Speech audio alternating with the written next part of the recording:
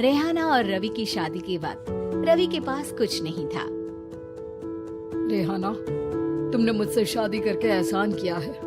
मुझसे ज्यादा तो तुम कमाती हो। अरे तो क्या हुआ, एक दिन आएगा रवि कि तुम खूब पैसा कमाओगे।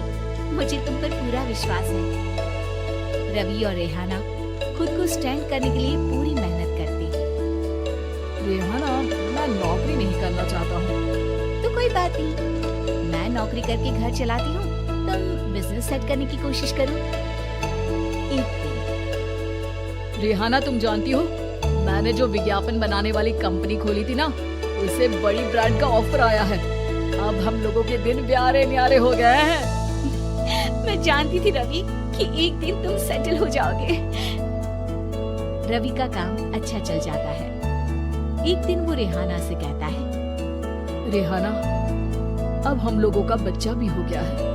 बहुत छोटा है वो, उसका ख्याल कैसे रखेंगे हम? कैसे क्या, मैं गांव से माँ को लेकर आ जाती हूँ। नौकरी से हाफ डे ले लिया करूंगी। अभी तो वो छोटा है, स्कूल जाने तक मैं मैनेज कर लूंगी। देखो रेहाना, मैं अब अच्छा कमा रहा हूँ। तुमको नौकरी करके परेशान होने की कोई जरूरत नहीं है। अरे कैसी बात कर रहे हैं, मैं अपनी लगी लगाई नौकरी कैसे छोड़ दूं? और मैंने तो सुना है हम लोगों को कुछ ही महीनों में सरकारी नौकरी मिल जाएगी। सरकारी नौकरी में कितना कमा लूंगी, उतने में तो मैं ड्राइवर रख लूंगा। रेहाना को रवि की बात का थोड़ा बुरा तो लगता है। कम से कम मेरी नौकरी की इतनी बेइज्जती मत करो। भूल गए, इसी नौकरी के बदौलत तुमने अपना बिजनेस खड़ा किया है। अरे वो तो मैं किसी के भरोसे भी कर लेता। देखो, अपने बच्चे को संभालो, घर का काम करो।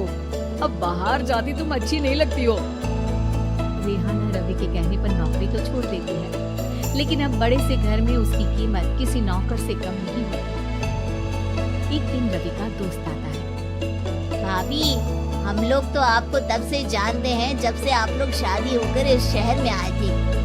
आपकी बदौलत ही सारा बिजनेस खड़ा हुआ है। ये किस्मत तो आप ही की है भाभी।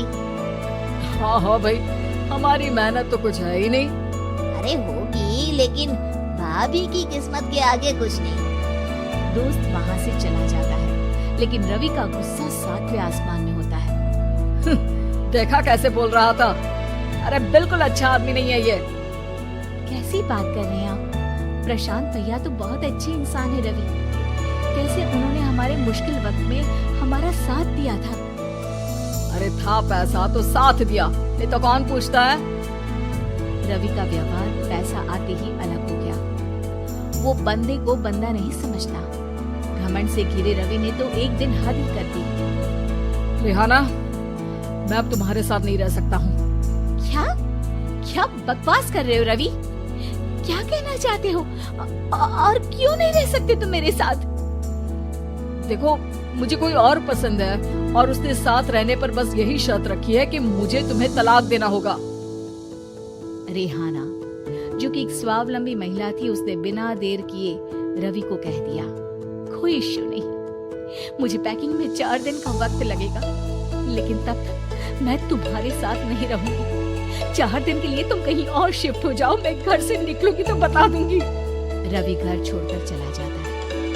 रेहाना को दुख होता है, वो रोती है, लेकिन व्यवहार से स्ट्रॉन्ग रेहाना को पति के वापस आने का और उसे सबक सिखाने का पूरा भरोसा था। अरे शुशिका, कब शादी करोगी तुम मुझसे? यार, मैंने तो सोचा था तुम शादी से पहले मुझे विदेश लेकर जाओगी, महंगी कार दिलाओगी। अरे सब दिला दूंगा, लेकिन पहले मुझसे शादी तो कर लो। हाँ हाँ, क्यों नहीं।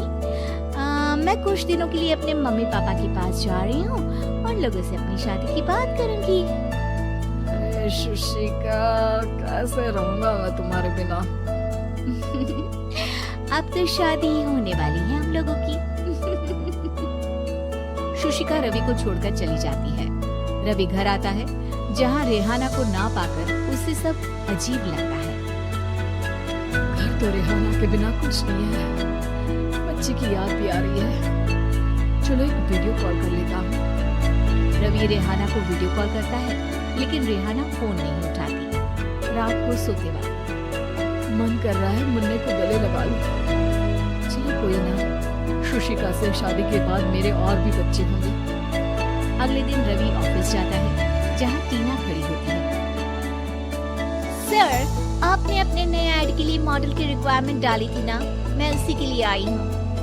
रवि टीना को देखकर खुश हो जाता है। अब शादी हो गई है तुम्हारी? नहीं सर, बस अच्छा सा हैंडसम और अमीर लड़का देख रहे हैं मेरे मम्मी पापा।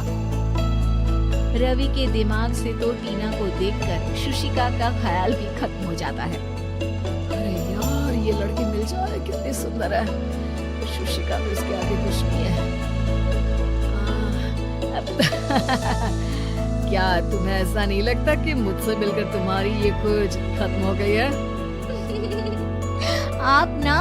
आप तो 2 बच्चों की पापा लग रहे हैं। अरे नहीं नहीं, मेरी शादी तो हुई थी, लेकिन बीवी को किसी और से प्यार था, मुझे छोड़कर चली गई। खैर, टीना की दोस्ती रवि से हो जाती है, लेकिन 1 महीने बाद शुशिका रवि के पास वापस आती है। मेरे मम्मी पापा तुमसे मिलना चाहते हैं, लेकिन उन लोगों को ये मत बताना कि तुम पहले से शादीशुदा हो। और हाँ, शादी से पहले अपनी सारी प्रॉपर्टी तुमको मेरे नाम करनी होगी। अरे पागल, अब मैं तुमसे शादी ही नहीं करना चाहता। भला ऐसी लालची औरत से कौन शादी करेगा? तभी वहाँ टीना आ जाती है। रवि, ये पागल सी औरत कौन है? देखो, तुमने ही कह दिया ना पागल, तो पागल ही है। पता नहीं कौन है, कह रही है शादी कर लो, लेकिन शादी से पहले अपनी सारी प्रॉपर्टी मेरे नाम कर दो। बोल तो सही रही है। वैसे तुम जानती हो, मेरी एक सहेली है, उसके पति ने उसे पैसा आते ही छोड़ दिया, जबकि उसको खड़ा करने वाली ही मेरी सहेली थी। और मुझे भी भरोसा नहीं है, अगर मैं भी तुमसे शादी करूंगी तो तभी जब तुम मेरे नाम अपनी सारी प्रॉपर्टी कर दोगी। अरे हाँ, क्यों नहीं, बिल्कुल कर दूंगा। रवि और टीना की शादी की तारीख तय हो जाती है। वो अपनी सारी प्रॉपर्टी के कागज लेकर शादी वाली जगह पर पहुंचता है, लेकिन वहां टीना आती नहीं। रवि टीना को मैसेज करता है, कहाँ हो? सॉरी, मैं तुमसे शादी नहीं कर सकती, मुझे तुमसे भी ज्यादा पैसे वाला मिल गया। रवि को गुस्सा आ जाता है। वो गुस्से से सारा डेकोरेशन तोड़ रहा होता है कि वहाँ रेहाना आ जाती है। सर, क्या हो गया? क्या डेकोरेशन पसंद नहीं आई आपको? तुम यहाँ क्या कर रही हो? मैं यहाँ की डेकोरेटर हूँ। क्या आपको पसंद नहीं आई यहाँ की सजावट? रवि दौड़कर रेहाना के गले लग जाता है। मुझे माफ कर दो रेहाना। रवि रेहाना के गले लग जाता है और रेहाना टीना को थैंक्स का मैसेज करती है।